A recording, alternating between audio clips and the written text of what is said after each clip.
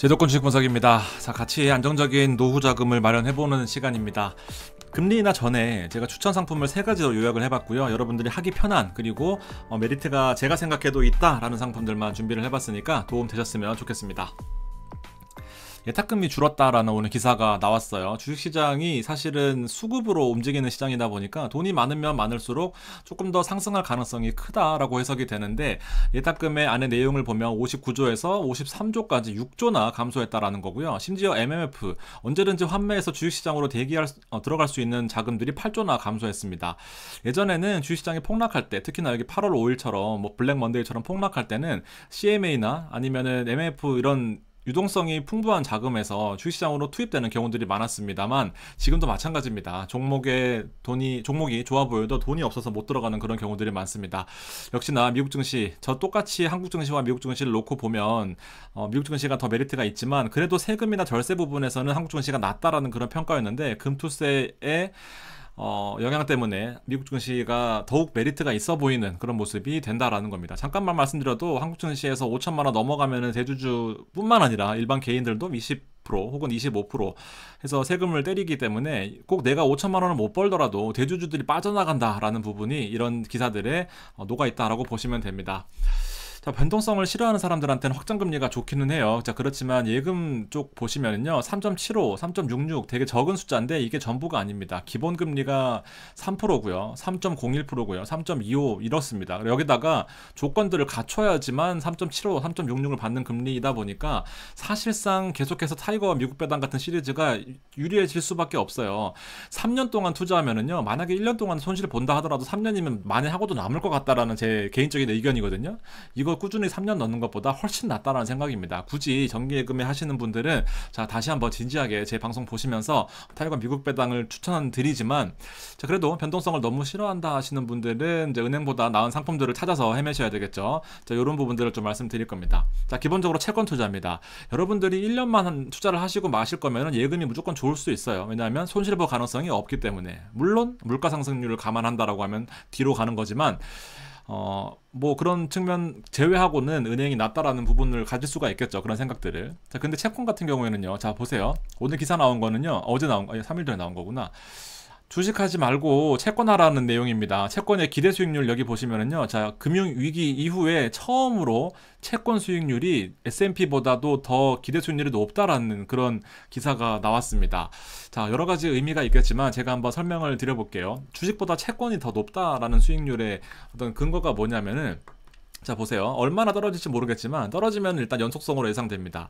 예전에 미국 금리가 현재로서는 금리를 쭉 낮췄다가 쭉 높였다가 이런 식이지만, 예전에는 올렸다가 이게 아닌데 너 이렇게 한 적이 있었어요. 그러다 보니까 시장이 엄청나게 혼란스러운 적이 두세 번 있었습니다. 그러다 보니까 한 번 내릴 때 신중하게 내리고 한 번 올릴 때 신중하게 계속해서 올리는 연속성이라는 것이 미국 금리에서 생겼습니다. 자, 금리는 채권 투자에서 가장 직접적으로 연관성이 있죠. 실질적으로 바로 반응합니다. 3.90이라는 미국 국채 10년짜리 금리입니다. 기준금리는 5.5%지만 미국의 장기 채권의 금리는 3.9다라는 것은, 자, 일단 4.9 정도 비슷한 이 고점 대비해서 많이 빠졌다라는 것을 알 수가 있어요. 1% 정도 빠졌다라는 것을 알 수 있지만, 실질적으로 제로금리 0.25금리 수준에서의 이 금리를 보면 아직도 빠질 그 기간들이 많이 남았다라는 겁니다. 3년 동안의 시장을 놓고 보면. 말씀드렸다시피 9월 18일 날 FOMC가 있지만, 이 FOMC를 바탕으로 한번 금리가 빠지기 시작하면 장기 투자에서 채권의 상승 가능성이 크다라는 부분들을 말씀드릴 수 있겠습니다. 자, 얼마나 채권 금리와 이 채권에 투자하는 가격 변동성이 크냐면요, 자, iShares에서 20년 이상의 장기 채권에 투자하는 ETF입니다. 본드가 채권이고요. 여기 보시면은 92.56이면 좀 지난 거긴 하지만, 보세요. 여기가 10bp 빠졌거든요. 4.4에서 4.3으로 빠진 겁니다. 그러니까 10bp가 빠진 거예요. 4.3, 4.4 뭐 요 정도 왔다 갔다 하다가 10bp가 빠졌을 때, 이때 보시면 3.62%나 올랐습니다. 엄청 많이 올랐죠, 여러분들. 이런 식입니다. 자, 그러니까 미국 금리는 계속해서 오르다가 이제 빠질 가능성만 남아 있고, 기준금리도 상승하다가 고점에서 저항을 받고 이제 떨어진다라고 봤을 때는, 장기 투자했을 때 채권의 가능성이 우리가 1, 2년 하고 말 게 아니라면 3년, 5년 길게 놓고 봤을 때 채권 투자는 이런 식으로 가능성이 있다라는 거를 좀 말씀을 드리고 싶었습니다. 그리고 두 번째 측면에서, 자, 이거는 조금 어려울 수 있지만 제가 쉽게 설명드려 볼게요. 보통 여러분들이 10년짜리 채권, 2년짜리 채권을 투자한다라고 하면은 어떤 것이 더 금리가 높아야 될까요? 나는 2년 만에 돈을 받을 수 있는 권리, 10년 만에 돈을 받을 수 있는 권리면 당연히 10년짜리 금리가 높아야 된다라는 겁니다. 자, 근데 더 많은 것에서 더 적은 걸 뺐더니 마이너스가 난 거예요. 지금처럼 마이너스가 난 겁니다. 구체적인 내용은 뭐 굳이 설명드릴 필요 없어서 안 드리겠지만, 당연하게도 이게 지금은 문제가 있는 상황이다라는 거죠. 그래서 이게 정상화가 될 과정이 있는 거예요. 실질적으로 당연히 10년짜리 금리가 더 높아야 된다라는 부분인데, 자, 근데 그리고 두 번째 문제, 이렇게 장단기 금리가 마이너스가 됐다 라는 것은 일단 시장의 경제 성장이 둔화된다라는 건데, 앞으로 다시 돌아온다라고 하면은 정상적으로 돌아오잖아요. 근데 꼭 이거 보세요. 역사적으로 1970년대부터 올해까지 놓고 보면은 요렇게 10년짜리 금리와 2년짜리 금리의 장단기 금리 차가 마이너스가 되고 난 이후에 회복할 때는 항상 경기 침체가 있었다라는 겁니다. 이거 침체거든요. 요 음영이 침체인데, 마이너스 이후에 침체, 마이너스 이후에 또 올라올 때 침체, 마이너스 이후에 경기 침체, 마이너스 이후에 경기 침체라는 겁니다. 주식시장은 변동성이 크잖아요. 채권 같은 경우에는 만기까지 들고 있으면 원금이 보장됩니다. 그래서 안전자산이라고 많이 표현을 하는 거죠. 그래서 꼭 경기 침체가 있었을 때 채권의 어떤 그 안전자산의 역할이 대두되면서, 부각되면서 또 채권의 가격이 많이 올라갈 수 있겠다라는 그런 부분들을 여러분들 좀 생각하셨으면 좋겠습니다. 그래서 장기 투자할 때 은행 가시는 분들은 제가 보기에 지금 답답해 죽겠습니다. 뭐 은행을 직접적으로 저랑 관련이 없지만 왜 3%짜리 받으시려고 그 아까운 기회비용을 날리십니까? 1년만 투자하시고 말 것도 아닌데요. 자, 그래서 제가 이 대안이 될 만한 상품들 말씀드릴게요. 자, 증권사에서 확정금리 상품이 몇 가지가 없는데, 자, 발행어음은요, 지금 금리 임박했고요. 그리고 실제로 CMA 우리원 노트 종금 있잖아요. 3.6이었거든요. 3.1까지 낮췄습니다. 이게 원래 증권사에서 가장 높은 CMA 금리였거든요. CMA 3.6에서 3.1까지 낮췄어요. 아직까지도 발행어음 금리를 안 낮췄더라고요. 자, 발행사가 직접, 증권사가 직접 발행을 하고 원리금을 보장하는 상품입니다. 예치금은 1년 이내에서만 투자 가능하고요. 자유롭게 뭐 설정을 할 수 있는 금액이 정해져 있습니다. 정액 적립식 같은 경우 금리가 높잖아요. 4.85입니다. 되게 높잖아요. 그러니까 얘는 월에 1,000만 원까지만 투자를 가능하고 12개월 만기입니다. 한번 가입해 놓으면 금리가 떨어지더라도 금리는 고정이에요. 자, 1년 예치. 내가 목돈으로 1년에 제한 없이 예치하고 싶으시면 3.9입니다. 아까 은행 정기 예금 3.7, 3.6 보셨죠? 한국투자증권이 우리나라 최고의 증권사가 망한다라고 생각하지 않으면 3.9가 훨씬 낫습니다. 중도 해지에도 이자를 줘요. 많이 줍니다. 생각보다. 이렇게 보시면 되고, 뭐 중간에 이런 특징들은 제가 적어놨고요.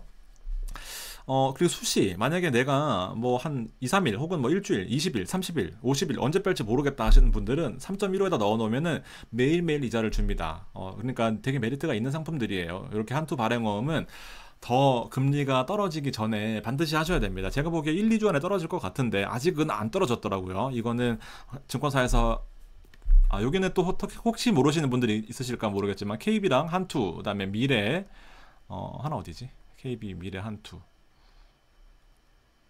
하나 어디더라? NH. 큰일 날 뻔했네. 자, 이렇게 자기 자본이 큰 회사들 중에서 대형사만 발행합니다. 아무래도 증권사의 신용도로 넘어갔기 때문에 이렇게 보시면 되고요. 자, 뭐 외화 같은 경우에도 아까 요거는 원화고요. 얘는 외화입니다. 외화도 5.9나 줘요. 스킴은 똑같고요. 얘도 1년 정액 적립식, 적금식으로 할 거면 5.9나 주고, 달러입니다. USD. 얘는 1년에 5.8% 줘요. 그러니까 뭐 옛날에는 환전해서 바꾸시는 분들도 계셨거든요. 근데 지금 달러가 떨어질 가능성이 크다 보니까 굳이 그렇게까지 하실 필요 없고, 수시 정도면 괜찮을 것 같습니다. 수시는 매일 이자를 주는 수시 일복리이지만 금리가 떨어지면 즉각적으로 떨어집니다. 그렇지만 약정된 상태로 이렇게 하실 경우에는 금리가 떨어져도 약정된 상태까지는 금리를 보장해주는 그런 형태가 있습니다. 자, 증권사의 특판들 소개 드리기 전에 지금 보시면 이제 CMA에 대한 내용 말씀드릴게요. 자, 은행 예금 하시지 마시고요. 물론 안전하다는 장점은 있지만, 자, CMA도 비교적 안전하다라는 건데 예금자 보호는 안 돼요. CMA는 RP랑 발행어음 형태가 있습니다. 원금 손실 가능성이 거의 없다는 거 보면 돼요. 제가 증권사 다니면서 혹은 그 전부터 RP랑 발행어음이 그 이벤트가 난 적은 한 번도 없었습니다. 그러니까 터진 적이 한 번도 없었으니까 이런 거를 뭐 굳이 뭐 위험하다 생각하실 필요는 없는데, 혹시 모르니까 또 뭐 좀 알아보시고요. 근데 절대 없습니다. 증권사에서 결국 예수금으로 사업합니다. 이렇게 하는 이유는요. 결국 돈이 들어와야, 증권사에 돈이 있어야 그걸로 우리는 굴릴 수가 있잖아요. 그러니까 돈이 많이 들어오면 좋은데 역마진에 대한 리스크가 있어서 너무 많이 막 퍼줄 수는 없다라는 그런 개념이 있습니다. 자, 그래서 CMA를 금리를 보면 예금보다 높은 이자율이고요. 그다음에 높은 유동성, 언제든지 출금 가능합니다. 당일 출금, 당일 인출되죠. 당일 입금도 되고요. 다양한 상품에 투자 가능하다. 예수금 형태로 가지고 있다가 바로 증권 주식이나 해외 주식이나 뭐 ISA나 RP로 투자할 수 있는 거죠. CMA를 네이버에서 검색해 보면요. 3.4 이런 거 유진 이런 거 하지 마세요. SK 이런 거 하지 마시고요. 증권사 등급이 낮기 때문에 많이 주는 것처럼 보이지만 저 같으면 안 할 겁니다. 자, 미래에셋증권이 3.55인데요. 제가 예전에 한번 리뷰해드린 적이 있는데 네이버에서 QR코드 찍으면 바로 가입이 됩니다. 근데 금리가 되게 높아요. 아직도 3.55를 줍니다, 여러분들. 그렇지만 1,000만원까지 구분해서 1,000만원 넘어가면 3.55 주는 형태라는 거 잊지 마시고요. 자, 미래에셋에서 3.55를 준다라는 것은 수시로도 3.55니까 메리트가 분명히 있습니다. 나머지는 뭐 증권사 등급에 따라서 좀 많이 줄 수는 있는데, 자, CMA는 뭐 다 아시겠지만 증권사에서 제공하는 종합관리 계좌예요. 여러 가지 증권사에마다 다 있어요. 일단 기본적으로 돈을 넣어주기만 해도 이자를 지급하는 거고, 메리츠 금융지주 제가 주식으로 추천드릴 때 메리츠 금융지주 추천드렸었던 이유가 CMA 예수금에다가 원래 넣어놔야 돈을 이자를 주거든요. 근데 증권 계좌에다가 보통 위탁 계좌라고 하는데 종합 계좌나 거기다 돈을 넣어놔도 3몇 %를 주는 거죠. 그러니까 환장하는 겁니다. 3.15였나 그렇습니다. 그러니까 보통은 CMA에다 넣어놓고 이걸 주식시장에 옮겨야지, 그러면 CMA 금리를 안 줬거든요. 근데 얘는 어디다 놔도 주는 거예요. 그러니까 엄청나게 메리트가 있어서 메리츠 금융지주는 대표적으로 배당도 많이 주고 주식도 많이 오르고 앞으로 성과도 있을 것 같다라는 그런 종목이다라는 거까지 말씀드리겠습니다.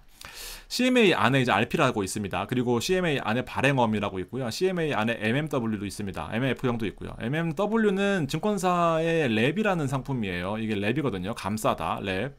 근데 여기는 수수료가, 이자가 조금 높아 보일 수는 있지만 여기 수수료가 무조건 발생하고요. 여기는 안전한 국고채, 공채 이런 게 들어가는 게 아니라 일단 회사채도 들어갑니다. 그러니까는 저는 랩은 진짜 여기서 하시는 건 바보 같은 짓입니다. 여기를 하지 마세요. 왜냐면 예전에 강원도지사 엑스 모 씨가 강원도 신용도로 발행했던 회사채를 디폴트 낸 적이 있었습니다. 난 돈 못 갚아, 알아서 해버리니까 채권들이 완전 러시 아웃이 있었을 때가 있었거든요. 돈을 다 빼는 그런 상황이 있었습니다. 그때 MMW가 돈을 못 뺐던 상황이 있었어요, 한동안. 그러니까 굳이 MMW 같은 거 하지 마시고요. 안전한 RP나 발행만 하시면 됩니다. 그러다가 나중에 다시 번복해서 원금을 돌려받았습니다. 그래서 RP는 이제 운영 방식은 증권사가 채권 담보로 투자자한테 매도하고 돈을 갚겠다라는 그런 약정을 하는 거예요. 이자율은 조금씩 다릅니다. 아까 보셨죠? 회사마다 조금씩 다르지만 대부분 채권 담보이기 때문에 안전해요. 국고채 수준입니다. 안전하기 때문에 여러분들 굳이 뭐 걱정하실 필요는 없다라고 생각하고, 증권사의 신용도이기 때문에 증권사가 좀 안전한 데를 하시는 게 낫겠다라는 생각 드립니다. 말씀드립니다.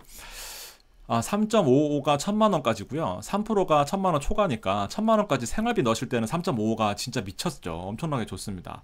3.55, 그다음에 뭐 다올 유진 이렇게 있지만 굳이 하실 필요 없고, 주요 특징은 미래에셋 공식 홈페이지 안내에 따라서 뭐 가입해야 된다, 네이버 앱에서 QR을 찍어야지 되는 이제 그런 상황이 있습니다. 안전해요, 여러분들. 미래에셋 망할 일 없습니다. 그리고 부가적으로 혜택이 또 있는데 온라인에서 결제하면 또 3%를 적립해준다. 이거 되게 좋네요.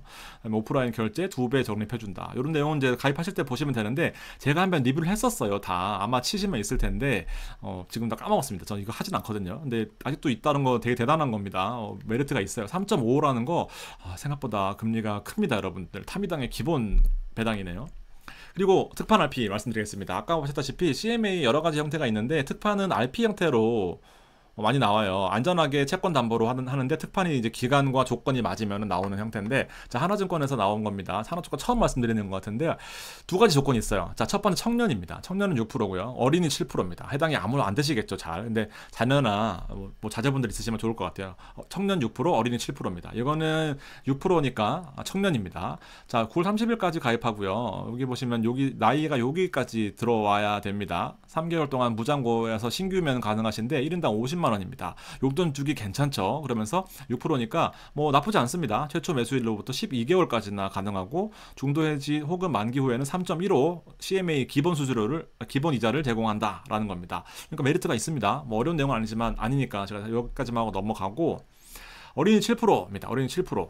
괜찮죠? 어린이는 또 몇 살까지냐 하면은 어린이 몇 살까지인지 안 적어놨네. 자녀 계좌 개설 필수. 이거는 앱에서 여러분들이 어른이시면은 당연히 그런 어른이시겠네.